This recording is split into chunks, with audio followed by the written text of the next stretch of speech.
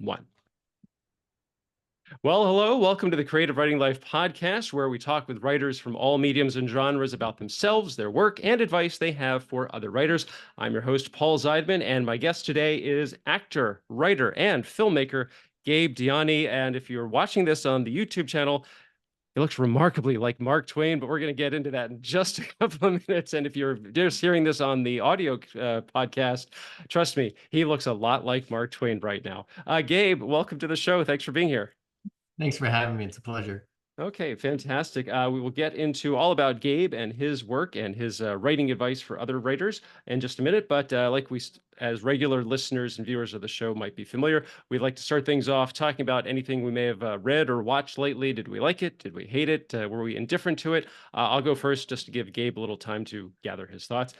Just finished watching season 3 of The Bear, and it wasn't as interesting as the first 2 seasons. It was still good, but I think it's almost like they're kind of like if they had I don't know, like it's just not as effective. It's interesting, but not as much as the other 2 seasons were. And also, the day we're recording this, they announced the Emmys, and I think it got like 23 Emmy nominations, but they were all in the comedy category. And this is not a comedy. I mean, there are a couple of funny lines, but this is definitely not a comedy. They need to revamp the rules and guidelines for how these things are nominated. But if you saw the first 2 seasons, I think it's well worth it to watch the third season because it definitely continues a lot of the storylines, and it'll be interesting to see how they move on with for the fourth season. There was something else I was going to talk about, but I can't remember what it was, so I will toss it to Gabe. What's been new in the Diani household, reading, watching? We have the Criterion channel, and we just rewatched the movie Go from 1999, which Okay. I had not seen in years. John August's first produced film, and it was great. It was a hoot. It was and it's definitely like, oh yeah, remember when Pulp Fiction ignited this Mm. genre of sort of like quirky crime, non-linear stories, and it's like, it's a low budget, indie, and then like there's a car chase in the middle of it in Las Vegas. Like, oh my gosh, right? They were just throwing millions of dollars at indie films back in the 90s. It was like a golden age of indie film. So that was a lot of fun.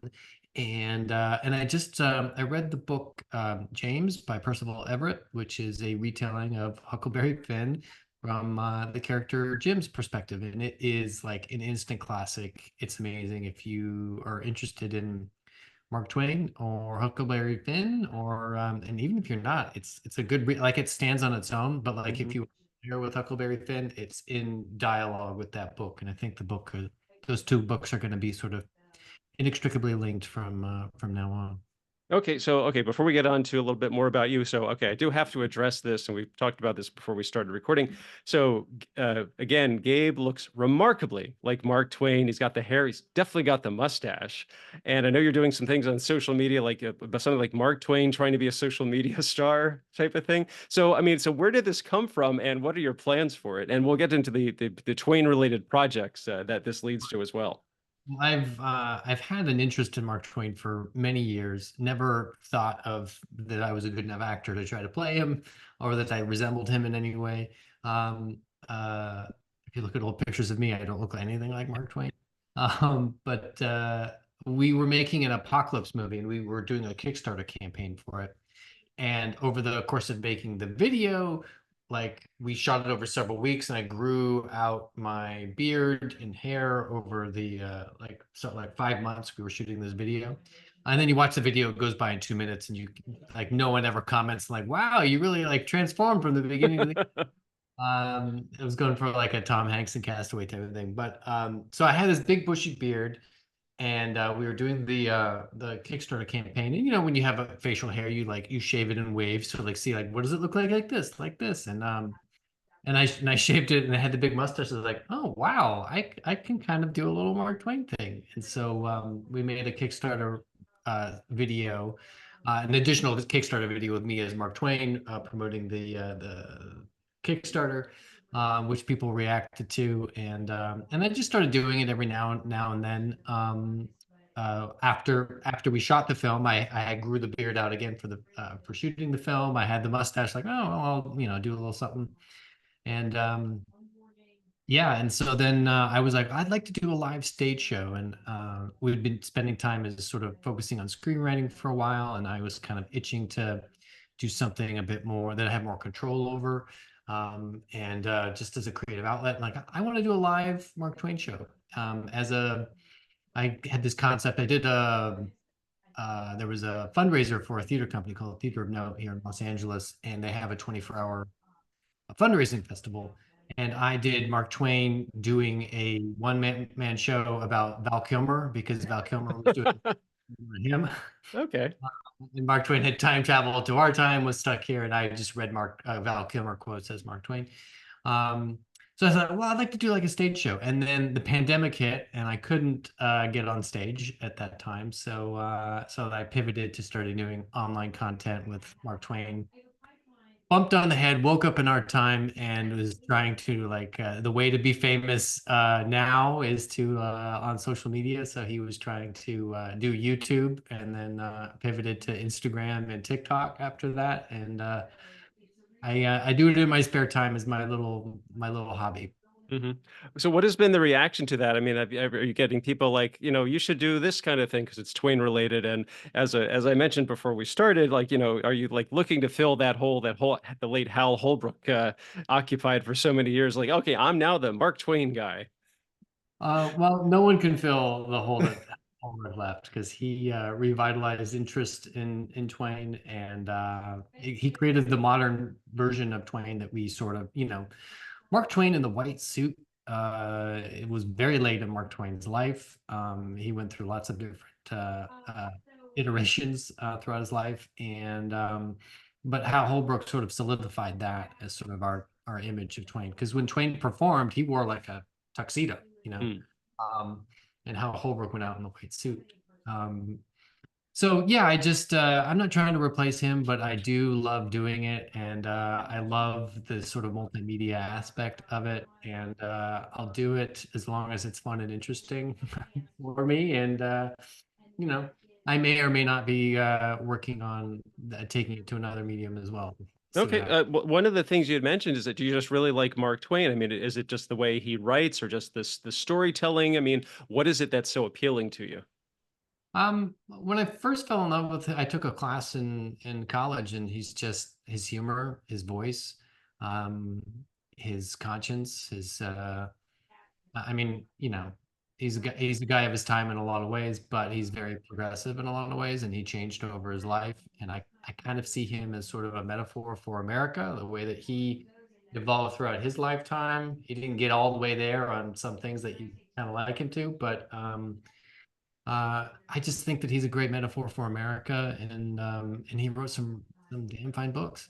Oh, valid reasons all. So, Gabe, let's talk a little bit about, Gabe, the creative person, the writer, the actor. So, were you like this as a kid, or did you kind of like stumble into it? Like, were you actor first, writer first, or was it just kind of like, yeah, I don't really like this? And, as you were older, you're like, hey, I actually kind of like this writing thing. I mean, what's your story? How did you get into it?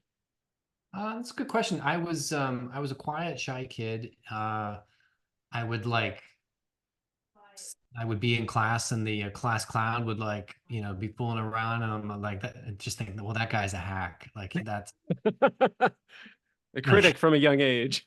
right. Like I would so like I was always into comedy. I was always into I used to like cartooning. I was very into like storytelling through pictures. I wanted to be an animator, then I wanted to be a comic book artist. And then in junior high, like my grandfather had a video camera, one of those big junky cassette cameras, and we started making little movies in our backyard with that camera, and for school projects, like if you Mhm. could film instead of write a report, like we always would make a funny little film instead. And that is what sort of got the shyness out of me, and I could perform a little bit and liked being on camera and that sort of thing. And then I started doing theater in high school and that stuff. And then in school I was studying acting and sort of writing stuff on the side. but I honestly I got frustrated with with the theater department. You couldn't get any classes, so I switched to a creative writing major, English and creative writing, and finished up with that. And then have always sort of I've always wanted to be kind of a multi-hyphenate. I didn't know that word back then, but like I had heroes like Buster Keaton and Charlie Chaplin who like wrote and acted and directed in their stuff, and that was always the goal. And I thought that the path to that is like getting work as an actor, and then you get a certain amount of power, and then you like try to make your own project or whatever. But I never made that leap as an actor. So I was like, okay, well, I guess I'll just make my own opportunities. So the writing sort of kind of grew out of wanting to create opportunities for myself. And then people started recognizing me for my writing and wanted to hire me to write stuff. And Yeah, I was so, going to say, what were the kinds of things you were writing? Was it like sketch comedy or short films, or just like was it anything specific, or did you just like kind of run the gamut of I'm just going to try this and this and this? right. I wrote plays in college, and then I formed a sketch comedy group. I didn't form, I was part of a group that came together called Totally False People. We ended up founding the SF Sketch Festival Oh, okay. in San Francisco, and um, they might deny it, but I think it was my idea. But it's the idea of like there are all these sketch groups. It's hard to like get audience. Like, what if we all brought our all did shows together, and then all of our audiences would intermingle, Hmm. and then it was a huge success. And I didn't stay involved with that because I didn't want to be like a festival planner. And I was doing a one-person show at the time. So I'm like, you guys do this really successful thing that's going to become a San Francisco institution. I'm going to do my one-man fringe show, for which I won some awards. Thank you very Right. much. But like, yeah, they're like so successful with it. I'm so proud and happy for them. But yeah, I was writing sketch comedy, and then my life partner Etta Divine and I were together for a while and started to realize we had similar tastes and decided to like start doing some sketch comedy together. And then we made a short film for the SF Sketch Fest. There was a competition set in a grocery store, and we made this thing called Mary Olson. It was called Girls Night Out, and it was about a woman who was looking for love in a grocery store because she heard that that's a good place to meet Hmm. people. It ended up going viral on YouTube. Viral at the time was like 1 million views, Mm. but that's nothing now. But at the time, it was a big deal. And so we made some more of those, started making more internet content. And then a friend of mine from college said, I want to direct a movie. I want you to write and star in it because I think you're great. And you finish things like you commit to Always something. important. And so I wrote, she had access to a house that we could shoot in. And I thought, what can we shoot in a house? And I came up with about 5 ideas, one of which was about a real estate agent trying to sell a haunted house. And that turned into a movie called The Selling, that we made in, how long ago was that?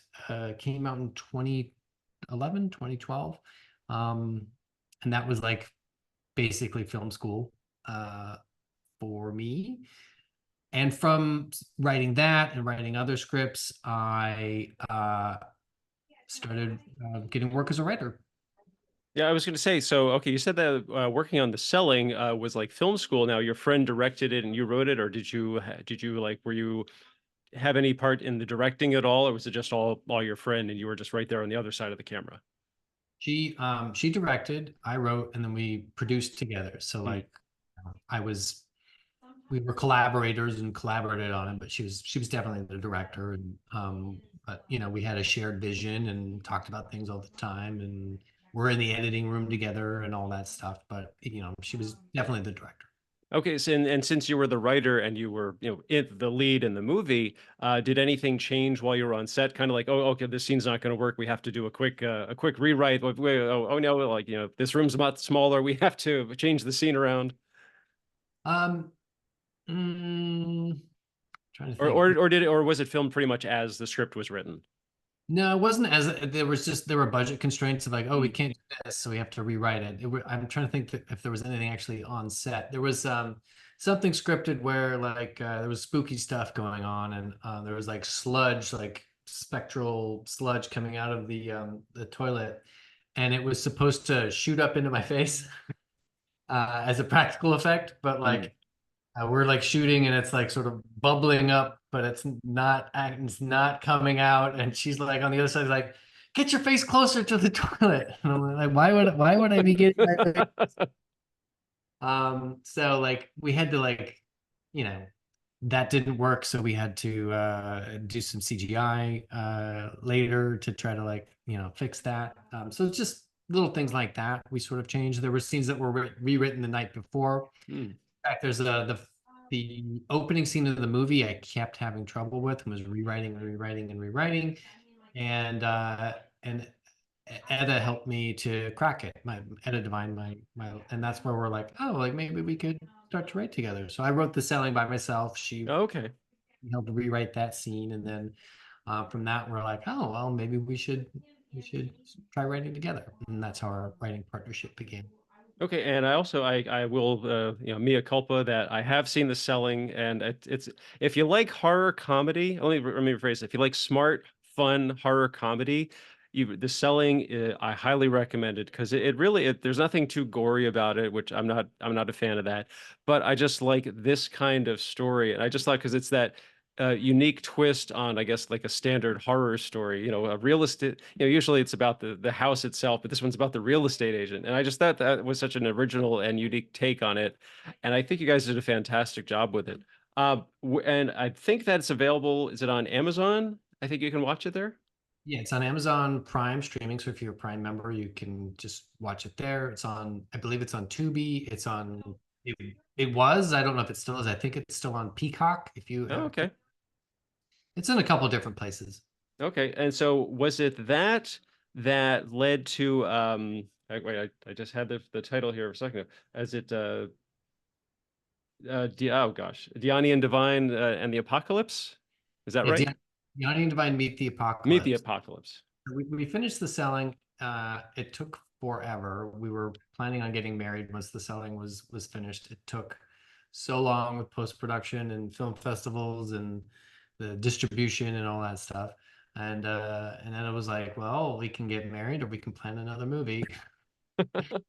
We decided to write and direct a movie. And the lesson that we took from the selling was that a lot of film festivals. The Selling was a very mainstream sort of comedy, but done on an indie budget, an indie vibe, and so like it was kind of hard to program because it was not like I don't know, wasn't super indie in terms of the content, Hmm. but didn't have like it didn't star Ben Stiller or whatever in order to be sort of more of a mainstream thing. So we just decided to do something a bit more of a indie vibe, and this desert is a free production design. Hmm. We decided to do an apocalypse film, and we were doing sketch comedy together for years, and wanted to kind of retire the act, but also put it on film. So we play it ourselves as sketch comedians in Los Angeles. The apocalypse hits, and we go on the road with our dog and our cat to try to find a place. And then we bump into strange people along the way. So it's a road comedy set in the apocalypse. Okay, that's great. I think that's also available on the same streamers that you had mentioned before. I want to go back real quick. So after you'd done the selling, you said you were able to. It kind of led to more writing gigs. Were you doing just like original pitches, or like were friends who are filmmakers coming to you say, "Hey, Gabe, I need your help on this. Can you punch up this script or a little script doctoring, or just like, here's the idea. Well, what can you do for me?" So what was the kind of work that you were able to get? Well, I had done a commercial for a company, and the CEO of the company and I became kind of friends, and he started hiring us to write scripts. He decided to like get into being a producer. So we worked for him, writing some stuff, and then one of those got a little bit of heat on it in the industry.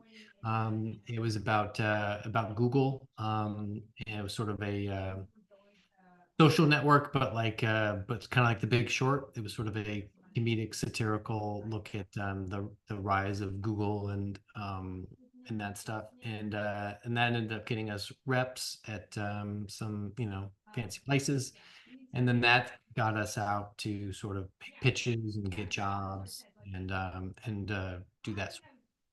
Okay, that's great. I also want to ask that you also, I guess it was you and Ada worked on the script "Don't Be Evil," which made the 2017 Blacklist, which very impressive accomplishment there.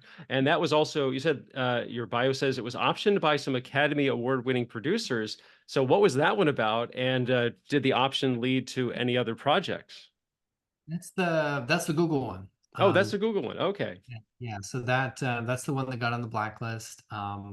Hollywood loves a story about tech bros, so it got passed around.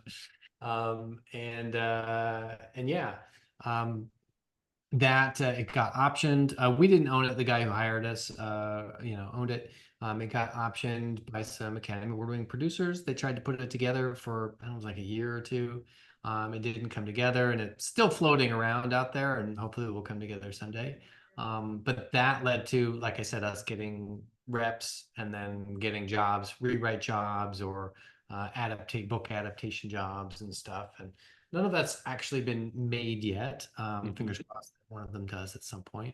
But that's kind of what gave us a foothold in the industry as screenwriters and has allowed us to make a living.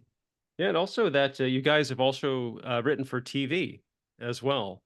That That's because it said the show Bee and Puppy Cat, which I have to admit I'm not as familiar with. Well, it's on Netflix. You Okay. can watch it there. It's a hit cartoon show from Frederator Studios, and they were running a Kickstarter campaign to do. They had done season one, and they were doing a season two, and so they were raising funds for that. Or they no, they had done a pilot that was really successful, and they were raising. I'm trying to remember.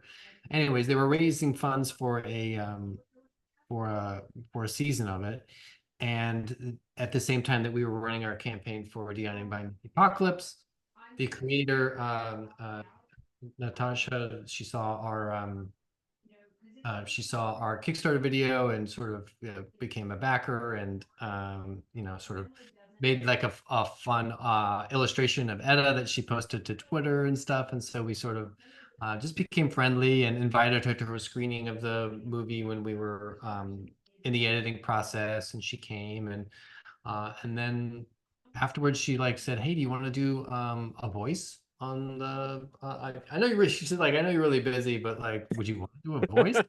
Like, no, yeah, sure, we could. I think we could find time. So we did a voice on season one, which is what they were used the Kickstarter for. I'm remembering the timeline here now. And then when season two came around, she asked if we wanted to write a couple of episodes. And so yeah, we wrote on this cult hit animated show, which is a lot of fun. Was that just the two of you working together, or was there a writer's room, or was it just kind of like, okay, come give me, I need 3 episode ideas, and get back to me in a couple of weeks. They would give us that we would go and meet with them, and they would give us an outline that they had put together, what the episode would be, and talk through it and what their goals were and what they wanted, and then gave us kind of free reign to jump off from there and put our own ideas into it, and then some of which they were like really excited about and kept, and others they like they took out, which is um, so it was the easiest writing job we've ever had. Wow. Here's the outline, and we would go off and write it and do some notes, and that was it.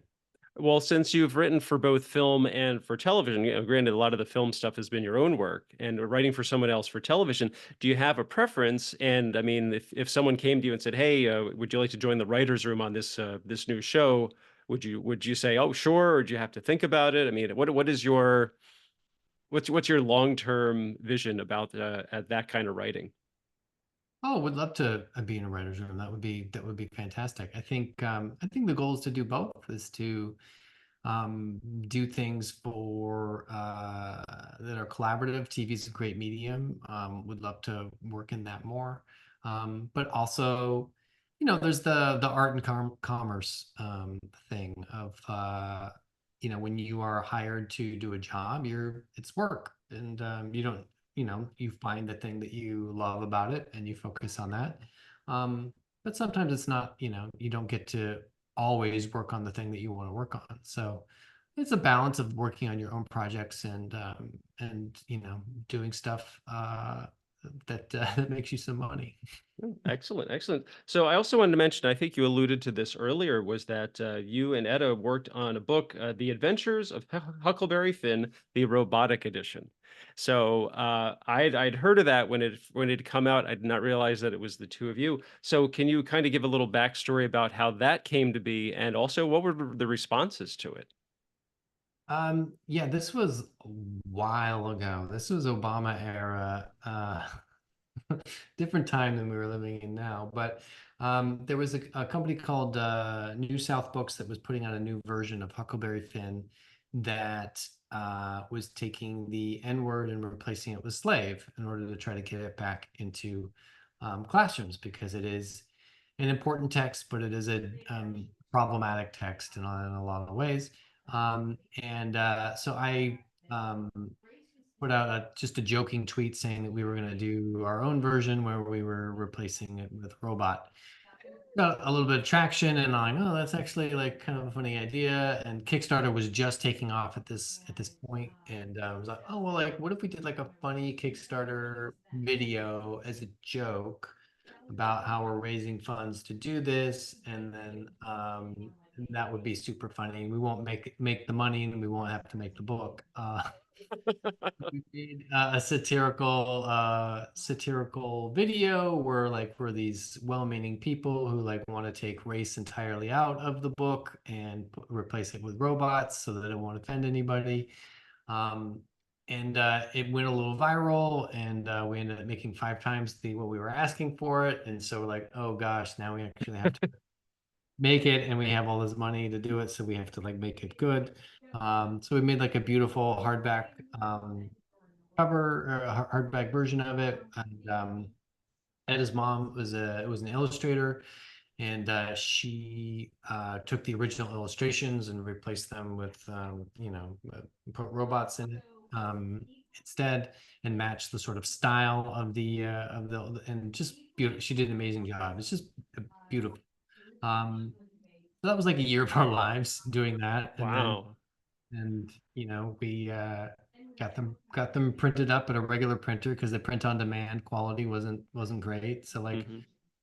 we had to like create a publishing company, and it was a lot of work, but we've still got hundreds of books in In the garage. Yep. you can go to our website, and oh, don't go right now because we just moved, and it's I don't know if I can get to the books and Mhm. easily, but maybe in a month or two, if someone wants to order some, please do.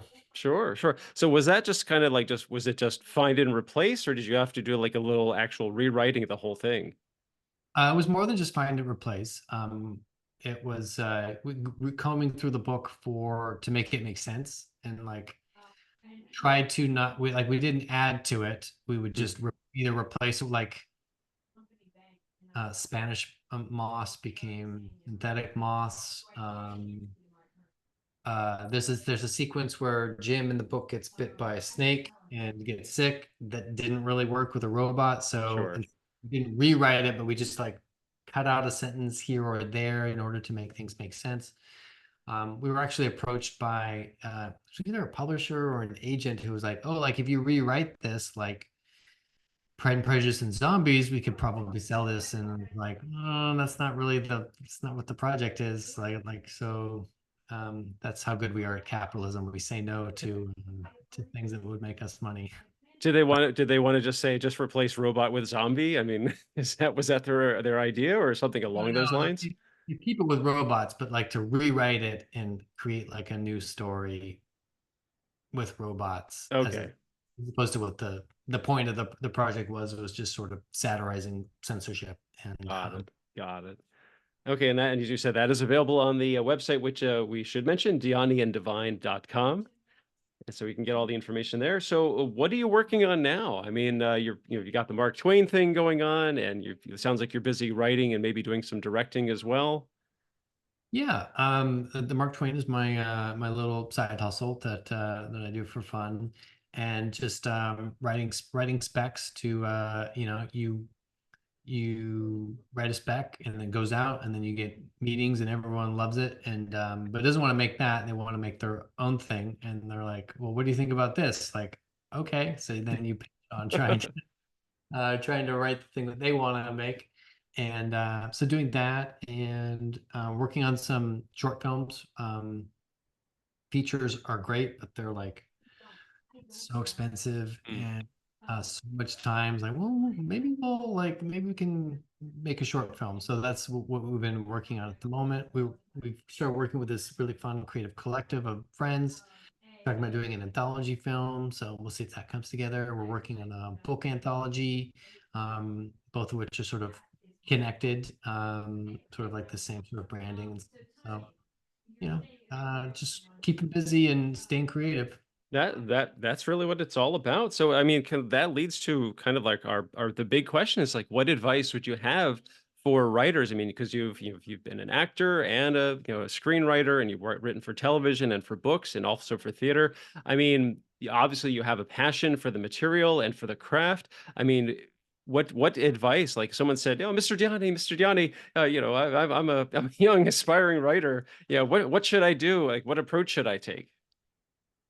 Um, that's a great question. For like screenwriting or just writing in general? Just really overall, I mean, because as we just said, you've worked in all of these different mediums.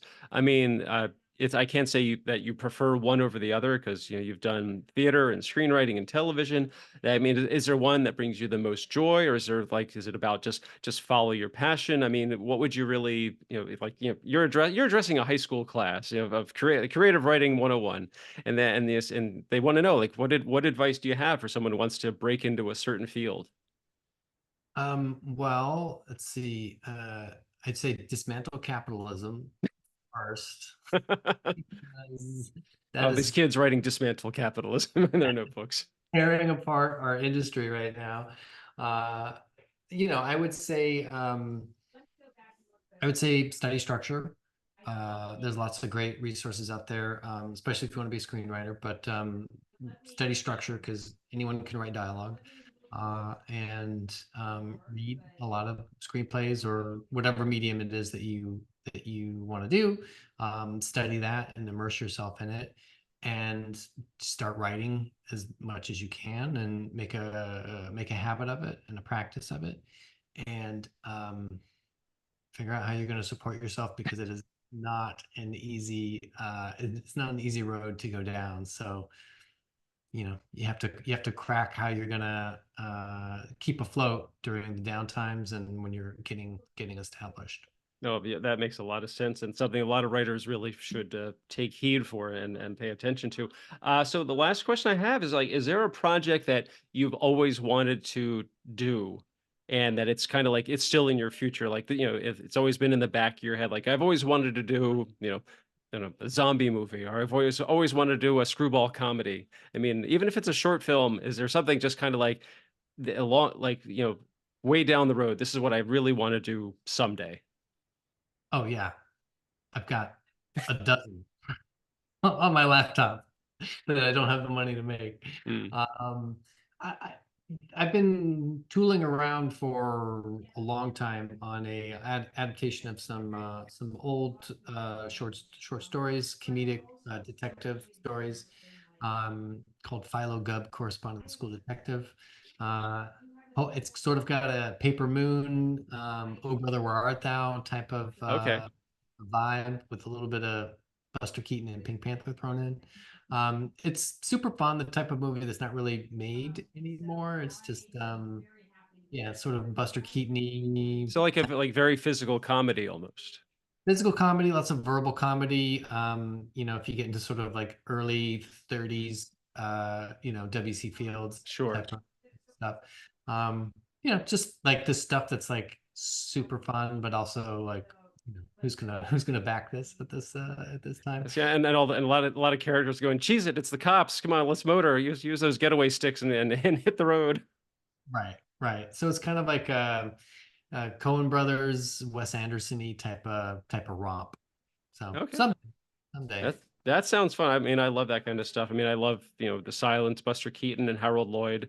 It's just, great physical comedy and also something to take into account that, there's no dialogue, but there's still writing involved because they have to develop these scenes and kind of map out how it works. And they were also filmmakers, so they had to know how it was going to look. And you think of like Buster Keaton, like The General is one of my favorite movies, and just like how all the things that happen in that. And I can't remember which movie it is, maybe Steamboat Bill Jr., with the one where the front of the house falls down, and and he's in the window. And I just watched that a couple of weeks ago, and reading about it, and the everybody was terrified about what was going to happen, and they had to, like, I guess, like, plan it so intricately just to make sure that he didn't get killed. The things going on in his personal and professional life at that moment. Have you read Cameraman, the book? No, I'm not. Is that a biography about Keaton? It's a biography, but also like a history of the time, and it's sort Mm, of how he rose.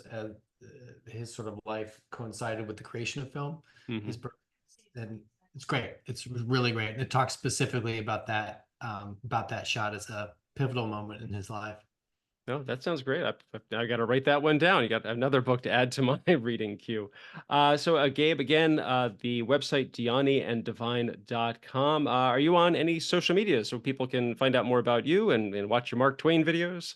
Yeah, I'm on Instagram and TikTok as at Mark Twain Today, and Okay. I'm on the platform normally formerly known as Twitter, but like it's I'm just don't follow me there. It's I'm not doing anything interesting there. So just Instagram and TikTok at Mark Twain Today. Mark Twain Today, and website again, DianiandDivine.com. That's DianiandDivine.com. Gabe, this has been so much fun. I really enjoyed talking to you today. Thank you so much for having me. This has been great. Oh, fantastic. Okay. And listeners, viewers, feel free to like and subscribe on whatever platform you are enjoying this on. Make sure you tell your friends because I can use the followers.